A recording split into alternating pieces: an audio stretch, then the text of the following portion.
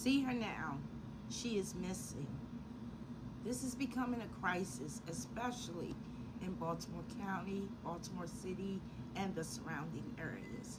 This is about her safety. It's about making sure that her family gets the support they need during this time. If you see her, say something. Please contact the authorities listed so that she can be brought home safely and receive the care that she needs to recover. See her now. Look, see her now. She is missing. This is no longer a concern. It's a crisis that we together need to solve.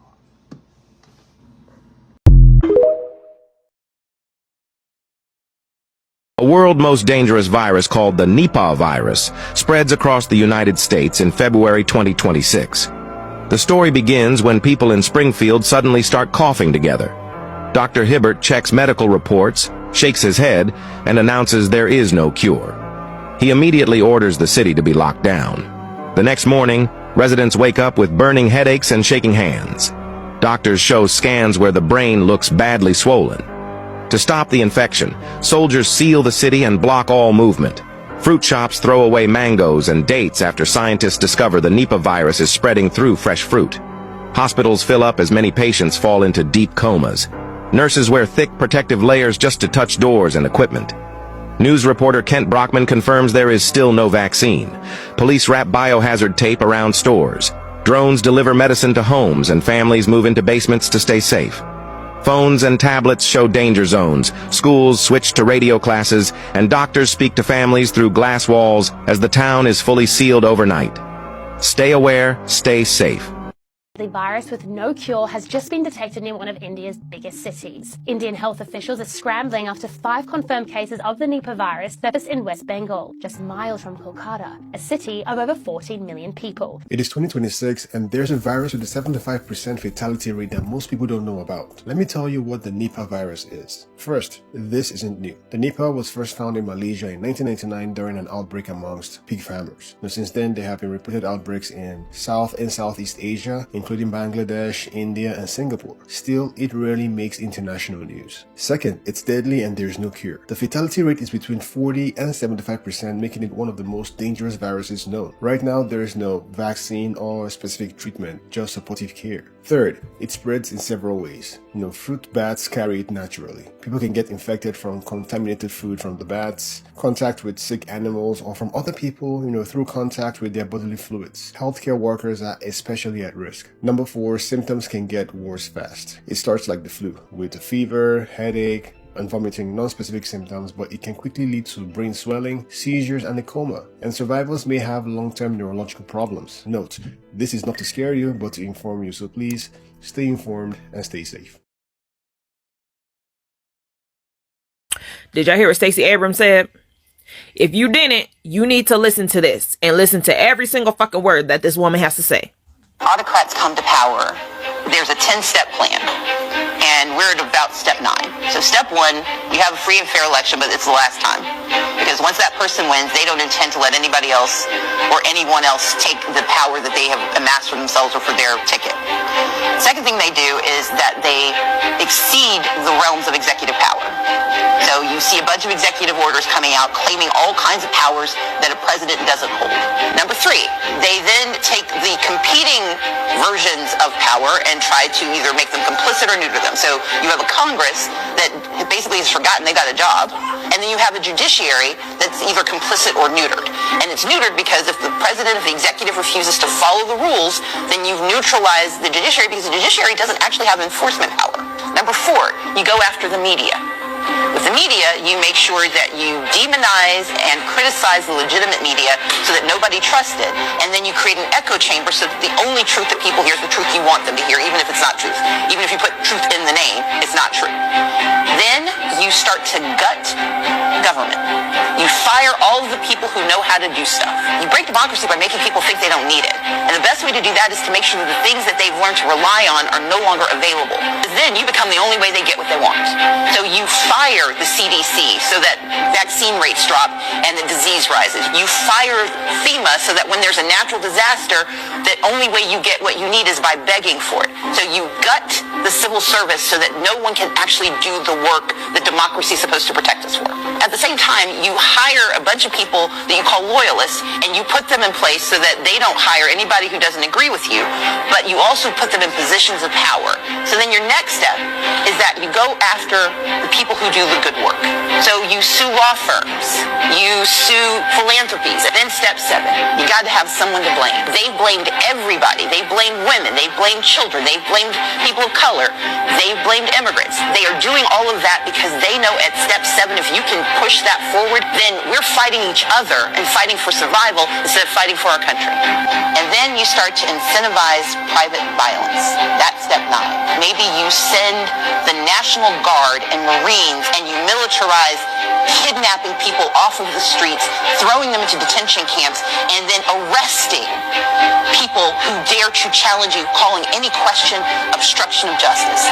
Civic participation, the First Amendment, is the 9th category because if you can militarize your response, you also convince people it's not worth the possible pain of calling out the problem. And once you've gotten to step 9, step 10 is easy. You make sure no one ever votes again because now you've got them captive, now you've got them scared, now you've got them poor, and now you've got the power. That's autocracy in 10 steps. All she did was speak our fucking reality right now. That's exactly what has happened since January of 2025. Exactly. Step by step.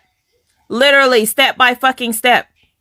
And y'all are gonna try to sit here and act like y'all don't see what the fuck is happening? Open your fucking eyes. Why y'all think Dookie Booty said you'll never have to vote again? Why do y'all think he said you'll never have to vote again? Use your fucking noggin. Goodbye Zelle, goodbye PayPal, goodbye Venmo. Every app that you have on your phone that is a payment processor, say goodbye. And welcome to FedNow. FedNow should be launching in July 1st or so. And that's going to be the new payment processor. It's supposed to be able to transfer payments 365, 7 days a week, 24/7. Now, it's all fun and nice and dandy or whatever, but here is the problem. This is where things get bad, right? We're also accustomed to quick, fast, and in a hurry. We want it right now. Now, that's what they're promoting. But here's the big issue. FedNow will be the funnel that all money gets cycled through. It will go from your bank to FedNow to wherever you're trying to send the money to. So for instance, if you're trying to buy something from Instacart or anything you're buying online, Amazon, it's going to go from your bank to FedNow to Amazon, Walmart, wherever it is you're going to. Now, this is a problem. This is a major problem because now the federal government has full access to your bank account. And not just that, in the fine print, it says that the FedNow is programmable. Now, those of you guys that don't understand what programmable means, let me break this down to you. If, for an example, if let's say we happen to have a pandemic or whatever it is, and they decide, hey, only essential workers are able to go to work. If they know that you're not an essential worker, they can shut down your FedNow card to where, hey, you will not be able to get gas. You will not be able to use that credit card nowhere because you're not supposed to be out. Now, let me give you another example. Let's say you want to go and you want to buy ammo and you go over to Ammo Bros or Turner's or whatever the case is. And you say, hey, I want to buy 300 rounds of 9mm. You go, you give them your card, denied. You cannot purchase ammo. Why? The federal government doesn't want you to purchase any ammo. That's how FedNow will work. They will have full control and full access to turn on and off your bank account.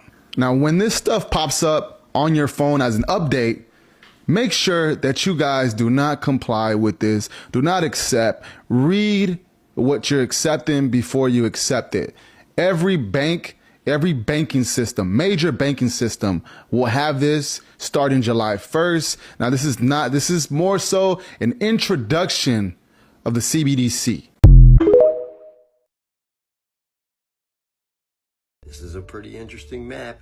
1587 shows dry land outside around maybe Antarctica, and all the worlds are connected everywhere, and there's land up in the Arctic. Not only that, we found cyclops, griffins, dragons, what else? There's so many other beasts and creatures we found on this one. Like, there you go right there. I don't know if that's a giant or just somebody fighting something. I don't know. It's crazy. But if you want a link to this, hit me up in the comments. I'll send it over to you. You can check this craziness out for yourself. And this right here, look at that. Brasilia Regina. This is not Brazil. This is that high Brazil or the other place, because when you go here, you'll see where Brazil is at. Brazil is way over here. Check it out. That's Brazil. This is wild. Oh, and then check this out. Sorry, it's upside down. I could probably flip it. Let me see. There you go. You can see it now. But there was another area here. You have some mermaids. But yeah, that one right there, we showed that last time too. That was pretty crazy. But yeah, it's pretty wild. It shows land all the way around, dry land. But not only that, it shows everything pretty much connected. And then check out, like, even where you'd have this little area right here where you'd have like Russia and Africa, you go down here, and this is Japan. Look how big Japan is. I know I gotta flip it again. That's crazy to me. So I just found it really interesting, and just thought it was cool and wanted to share this map with everybody because it was so neat, and there's so many different animals drawn on here that are different, and then all the land going around it, and then like you have some of these little passageways that are showing. It's just so neat. And there are several maps he made like this. This one's a circular one here, and it actually has even some writings inside here as well. But there's a couple others that he had made. This map, when it's put together, I think it's like 9 foot by 9 foot. It's pretty wild. Anyways, I'll be doing more of these. Thank you for watching. Thank you for listening. Thank you for the support. And until next time. I tried to get help. I tried to get to the police. Nobody would help me. I have burn marks on my back. My vagina is sore and bleeding out. I think they cut my womb.